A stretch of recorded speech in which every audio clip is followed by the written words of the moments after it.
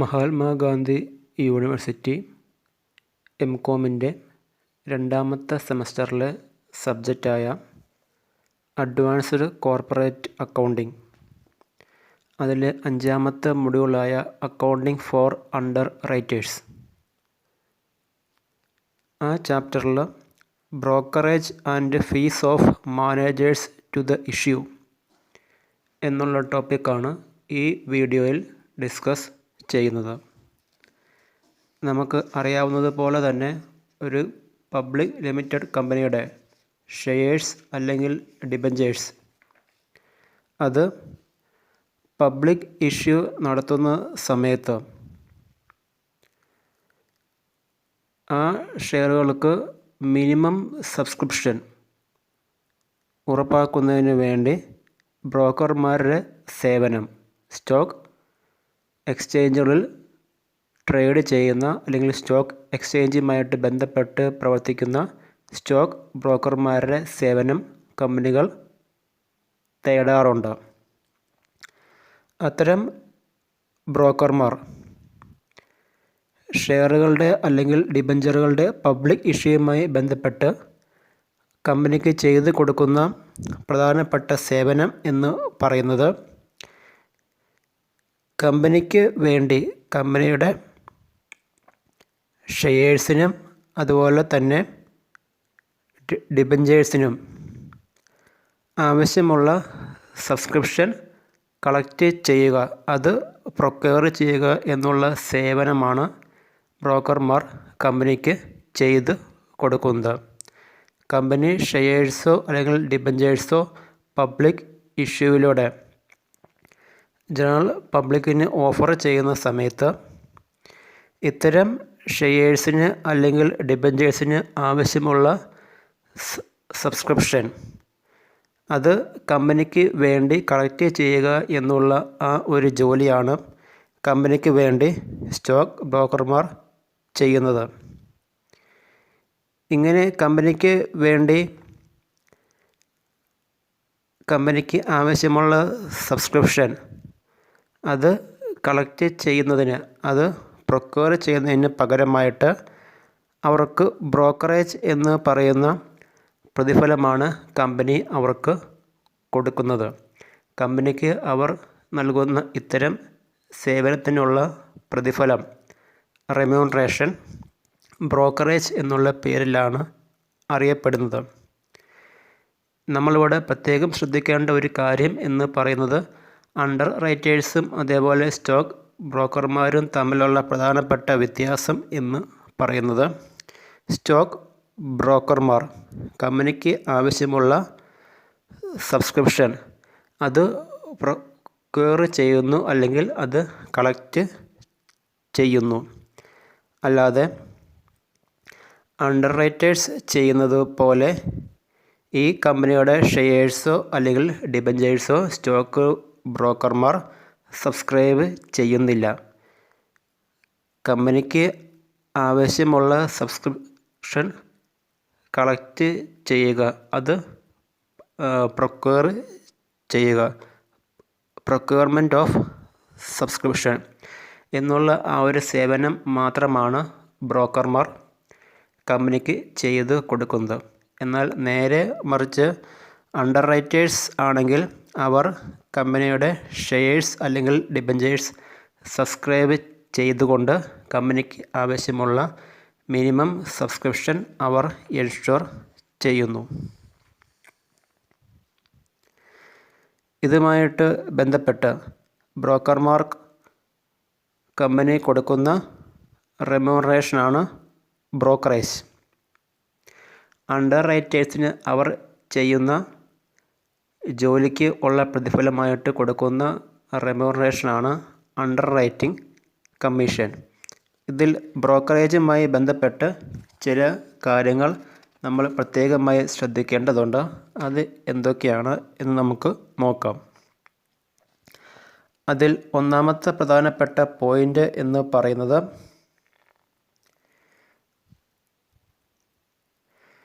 Public ഇഷ്യൂവിലൂടെ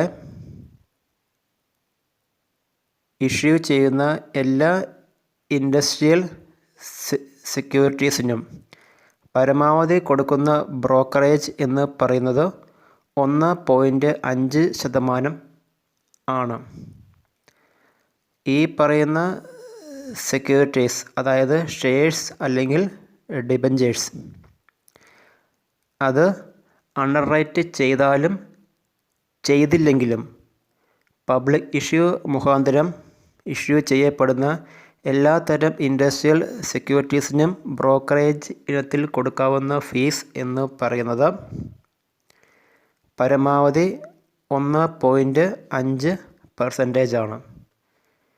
ഇത്തരം industrial securities അതിൻ്റെ public issue underwrite ചെയ്താലും ചെയ്തില്ലെങ്കിലും പരമാവധി 1.5% ബ്രോക്കറേജായിട്ട് കൊടുക്കാൻ പറ്റുന്ന പരമാവധി പെർസെൻറ്റേജ്.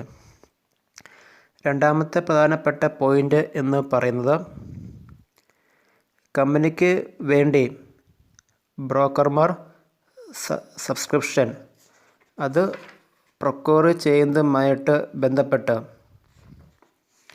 ഉണ്ടാവുന്ന മെയിലിംഗ് കോസ്റ്റ്, അതുപോലെയുള്ള മറ്റ് ഔട്ട് ഓഫ് പോക്കറ്റ് എക്സ്പെൻസുകൾ, അതായത് പബ്ലിക്കിനെ ക്യാൻവാസ് ചെയ്യുന്നതിന് വേണ്ടി ചിലവാക്കേണ്ടി സ്വന്തം പോക്കറ്റിൽ നിന്ന് എടുത്ത് ചിലവാക്കേണ്ടി വരുന്ന തുക, അതിന് വേണ്ടി വരുന്ന എക്സ്പെൻസ്, ഇത്തരം എക്സ്പെൻസുകൾ എല്ലാം ബ്രോക്കർമാർ തന്നെ സ്വയം അത് വഹിക്കേണ്ടതാണ്. ഇത്തരം എക്സ്പെൻസുകൾ അല്ലെങ്കിൽ ഇത്തരം കോസ്റ്റുകൾ ഒരു കാരണവശാലും കമ്പനി റീഇംബേഴ്സ് ചെയ്തു കൊടുക്കുകയോ കമ്പനി ബ്രോക്കർമാർക്ക് കൊടുക്കുകയോ ചെയ്യുന്നതല്ല. ഇതുമായിട്ട് ബന്ധപ്പെട്ട ക്ലോസ് കമ്പനിയും ബ്രോക്കർമാരുമായിട്ട് ബന്ധപ്പെട്ട് ഇത്തരം ഒരു എഗ്രിമെൻറ്റിൽ ഏർപ്പെടുമ്പോൾ ആ എഗ്രിമെൻറ്റിൽ ഈ പറയുന്ന കാര്യം വ്യക്തമായിട്ട് അതിൽ പറഞ്ഞിട്ടുണ്ടാകണം. കമ്പനിക്ക് വേണ്ടി ബ്രോക്കർമാർ പബ്ലിക്കിനെ ക്യാൻവാസ് ചെയ്യുന്നതിന് വേണ്ടി നടത്തുന്ന പ്രവർത്തനങ്ങളുമായിട്ട് ബന്ധപ്പെട്ട് ബ്രോക്കർമാർക്ക് അവരുടെ സ്വന്തം കയ്യിൽ നിന്നും അല്ലെങ്കിൽ പോക്കറ്റിൽ നിന്നും അവർക്ക് ഉണ്ടാകുന്ന എക്സ്പെൻസുകൾ, ഔട്ട് ഓഫ് പോക്കറ്റ് എക്സ്പെൻസുകളും അതേപോലെ മെയിലിംഗ് കോസ്റ്റുകളൊക്കെ യാതൊരു കാരണവശാലും കമ്പനി ബ്രോക്കർമാർക്ക് കൊടുക്കുകയോ റീഇംബേഴ്സ് ചെയ്യുകയോ അല്ലെങ്കിൽ കൊടുക്കുകയോ ചെയ്യുന്നതല്ല. അക്കാര്യം ബ്രോക്കർമാരുമായിട്ടുമുള്ള എഗ്രിമെൻറ്റിൽ പ്രത്യേകമായിട്ട് കമ്പനി അക്കാര്യം രേഖപ്പെടുത്തിയിരിക്കണം. ഈ പറയുന്ന മെയിലിംഗ് കോസ്റ്റും അതുപോലെയുള്ള പബ്ലിക്കിനെ ക്യാൻവാസ് ചെയ്യുന്നതിന് വേണ്ടി വരുന്ന ഔട്ട് ഓഫ് പോക്കറ്റ് എക്സ്പെൻസുകളും അതെല്ലാം മീറ്റ് ചെയ്യുന്നതിന് വേണ്ടിയിട്ടാണ് 1.5% ബ്രോക്കറേജ് ബ്രോക്കർമാർക്ക് കൊടുക്കുന്നത്. അതിന് പുറമെ ഇത്തരം കോസ്റ്റുകളൊന്നും ബ്രോക്കർമാർക്ക് പേ ചെയ്യുകയോ അല്ലെങ്കിൽ അവർക്കത് റീഇംബേഴ്സ് ചെയ്യുകയോ ചെയ്യുന്നതല്ല. മൂന്നാമത്തെ പ്രധാനപ്പെട്ട കാര്യം എന്ന് പറയുന്നത് private placement of shares. Private placement എന്നുള്ള രീതി മുഖാന്തരമാണ് ക്യാപിറ്റൽ അല്ലെങ്കിൽ ഷെയർ ഇഷ്യൂ ചെയ്യുന്നതെങ്കിൽ സ്റ്റോക്ക് എക്സ്ചേഞ്ചിൽ ലിസ്റ്റ് ചെയ്യപ്പെട്ടിട്ടുള്ള കമ്പനികൾ കൊടുക്കേണ്ട പരമാവധി ബ്രോക്കറേജ് എന്ന് പറയുന്നത് 0.5%. ക്യാപിറ്റൽ അതായത് ഷെയർ നമുക്ക് രണ്ട് രീതിയിൽ ഇഷ്യൂ ചെയ്യാം. ഒന്നെങ്കിൽ പ്രോസ്പെക്ടസ് ഇഷ്യൂ ചെയ്തുകൊണ്ട് അല്ലെങ്കിൽ പ്രൈവറ്റ് പ്ലേസ്മെൻറ്റ് ഓഫ് ഷെയർസ് എന്നുള്ള രീതിയിലും ഷെയറുകൾ ഇഷ്യൂ ചെയ്യാവുന്നതാണ്. അങ്ങനെ പ്രൈവറ്റ് പ്ലേസ്മെൻറ്റ് ഓഫ് ഷെയർസ് എന്നുള്ള രീതിയിലാണ് ക്യാപിറ്റൽ ഷെയർ ഇഷ്യൂ ചെയ്യുന്നതെങ്കിൽ അതുമായിട്ട് ബന്ധപ്പെട്ട് കമ്പനികൾ ബ്രോക്കർമാർക്ക് കൊടുക്കേണ്ട ബ്രോക്കറേജ് എന്ന് പറയുന്നത് പരമാവധി 0.5%. യാതൊരു കാരണവശാലും അതിനു മുകളിലുള്ള brokerage private placement of shares എന്നുള്ള രീതിയിൽ ക്യാപിറ്റൽ ഷെയർ ഇഷ്യൂ ചെയ്യുമ്പോൾ സ്റ്റോക്ക് എക്സ്ചേഞ്ചിൽ ലിസ്റ്റ് ചെയ്യപ്പെട്ടിട്ടുള്ള കമ്പനികൾ യാതൊരു കാരണവശാലും ബ്രോക്കർമാർക്ക് ഇതിൽ കൂടുതൽ തുക കൊടുക്കേണ്ട ആവശ്യം ഇല്ല. നാലാമത്തെ പ്രധാനപ്പെട്ട പോയിൻ്റ് എന്ന് പറയുന്നത് പ്രൊമോട്ടർമാർക്ക് ഈ കമ്പനിയുടെ ഷെയറുകൾ എന്തെങ്കിലും കൊടുക്കുന്നുണ്ടെങ്കിൽ അത്തരം ഷെയറുകൾക്ക് ഉള്ള ബ്രോക്കറേജ് ഒരു കാരണവശാലും ബ്രോക്കർമാർക്ക് കൊടുക്കേണ്ട ആവശ്യം ഇല്ല. ഈ പറയുന്ന കമ്പനി അത് യാഥാർത്ഥ്യമാക്കുന്നതിന് വേണ്ടിയുള്ള പ്രവർത്തനങ്ങൾ ചെയ്യുന്ന വ്യക്തിയെയാണ് പ്രൊമോട്ടർ എന്ന് പറയുന്നത്. അതിനുള്ള പ്രതിഫലമായിട്ട് അദ്ദേഹത്തിന് ഈ പറയുന്ന കമ്പനിയുടെ ഷെയറുകൾ പ്രതിഫലമായിട്ട് പ്രൊമോട്ടേഴ്സ് റെമ്യൂണറേഷൻ എന്നുള്ള രീതിയിൽ കൊടുക്കാറുണ്ട്.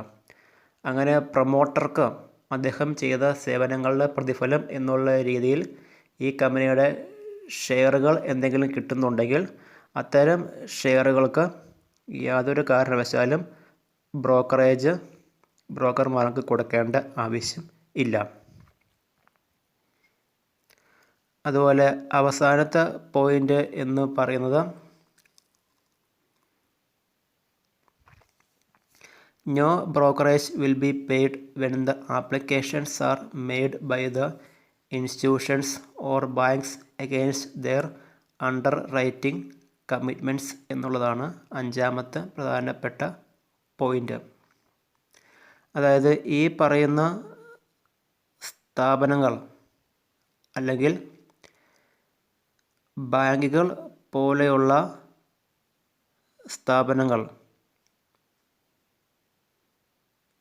അല്ലെങ്കിൽ ധനകാര്യ സ്ഥാപനങ്ങൾ പോലെയുള്ള മറ്റ് സ്ഥാപനങ്ങൾ അല്ലെങ്കിൽ ബാങ്കുകൾ അവരാണ് ഈ കമ്പനിയുടെ ഷെയറുകൾ വാങ്ങുന്നതിന് ഉള്ള സബ്സ്ക്രിപ്ഷൻ തരുന്നത് എങ്കിൽ അത്തരം ബാങ്കുകൾ അല്ലെങ്കിൽ സ്ഥാപനങ്ങൾ നൽകുന്ന സബ്സ്ക്രിപ്ഷൻസിന് പകരമായിട്ട് ബ്രോക്കറേജ് കൊടുക്കേണ്ട ആവശ്യം ഇല്ല. ഒരുപക്ഷെ നമ്മുടെ കമ്പനിയുടെ ഷെയറുകൾ വാങ്ങുന്നതിന് വേണ്ടി ബാങ്കുകൾ അല്ലെങ്കിൽ അതുപോലെയുള്ള ഇൻസ്റ്റിറ്റ്യൂഷൻസ് ഒരുപക്ഷെ സബ്സ്ക്രിപ്ഷൻസ് തന്നേക്കാം. അങ്ങനെ എന്തെങ്കിലും സബ്സ്ക്രിപ്ഷൻ നമ്മുടെ കമ്പനിയുടെ ഷെയറുകൾ വാങ്ങുന്നതിന് വേണ്ടിയിട്ട് ബാങ്കുകളൊക്കെയാണ് തരുന്നത് എങ്കിൽ അത്തരം ഷെയറുകൾക്ക് യാതൊരു കാരണവശാലും ബ്രോക്കർമാർക്ക് നമ്മൾ ബ്രോക്കറേജ് കൊടുക്കേണ്ട ആവശ്യം ഇല്ല.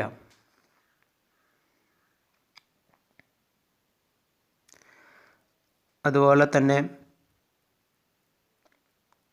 കമ്പനികൾ ഷെയർ ഇഷ്യൂ അല്ലെങ്കിൽ ഇത്തരം ഷെയറുകൾ അല്ലെങ്കിൽ ഡിബഞ്ചറുകളുടെ ഇഷ്യൂവുമായിട്ട് ബന്ധപ്പെട്ട് ഒന്നോ അതിൽ അധികമോ ഏജൻസികളെ മാനേജേഴ്സ് ടു ദ ഇഷ്യൂ എന്നുള്ള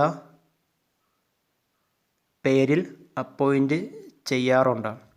അങ്ങനെ ഒന്നോ അതിൽ അധികമോ ഏജൻസികളെ കമ്പനിക്ക് വേണമെങ്കിൽ മാനേജേഴ്സ് ടു ദ ഇഷ്യൂ അല്ലെങ്കിൽ മാനേജർ ടു ദ ഇഷ്യൂ എന്നുള്ള രീതിയിൽ ആ ഷെയർ ഇഷ്യൂ അല്ലെങ്കിൽ സെക്യൂരിറ്റി ഇഷ്യൂവുമായിട്ട് ബന്ധപ്പെട്ട കാര്യങ്ങളൊക്കെ മാനേജ് ചെയ്യുന്നതിന് വേണ്ടിയിട്ട് അപ്പോയിൻ്റ് ചെയ്യാവുന്നതാണ്. അങ്ങനെ അപ്പോയിൻ്റ് ചെയ്യപ്പെടുന്ന മാനേജർ ടു ദ ഇഷ്യൂ എന്നുള്ള ആ ഒരു പദവിയിൽ തസ്തികയിൽ ഉള്ള ഏജൻസികൾക്ക് ഫീസ് ഇനത്തിൽ അവർക്ക് പ്രതിഫലം എന്നുള്ള രീതിയിൽ അവർക്ക് ലഭിക്കുന്ന ഫീസിനും ഒരു മാക്സിമം ലിമിറ്റ് വെച്ചിട്ടുണ്ട്.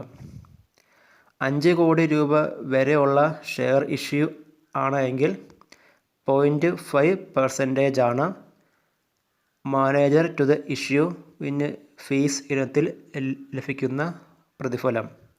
5 കോടി രൂപയ്ക്ക് മുകളിലാണ് ഷെയർ ഇഷ്യൂ അല്ലെങ്കിൽ സെക്യൂരിറ്റി ഇഷ്യൂ എങ്കിൽ മാനേജർ ടു ദ ഇഷ്യൂവിന് ലഭിക്കുന്ന ഫീസ് ഇനത്തിൽ ലഭിക്കുന്ന പരമാവധി ഫീസ് അല്ലെങ്കിൽ പ്രതിഫലം എന്ന് പറയുന്നത് 0.2%. എന്നാൽ ഈ പറയുന്ന ഫീസ് ചില സാഹചര്യത്തിൽ നമ്മൾ കൊടുക്കേണ്ട ആവശ്യം ഇല്ല. ഈ പറയുന്ന ഫീസ് മാനേജേഴ്സ് ടു ദ ഇഷ്യൂവിന് താഴെ പറയുന്ന 3 സാഹചര്യത്തിൽ നമ്മൾ കൊടുക്കേണ്ട ആവശ്യമില്ല. അത് എന്തൊക്കെയാണ് എന്ന് നമുക്ക് നോക്കാം. നമ്മുടെ കമ്പനിയുടെ ഷെയറുകൾ വാങ്ങാമെന്ന് പറഞ്ഞുകൊണ്ട് ഏതെങ്കിലും ഫിനാൻഷ്യൽ ഇൻസ്റ്റിറ്റ്യൂഷൻസ്, ഏതെങ്കിലും ധനകാര്യ സ്ഥാപനങ്ങൾ മുന്നോട്ട് വന്നിട്ട്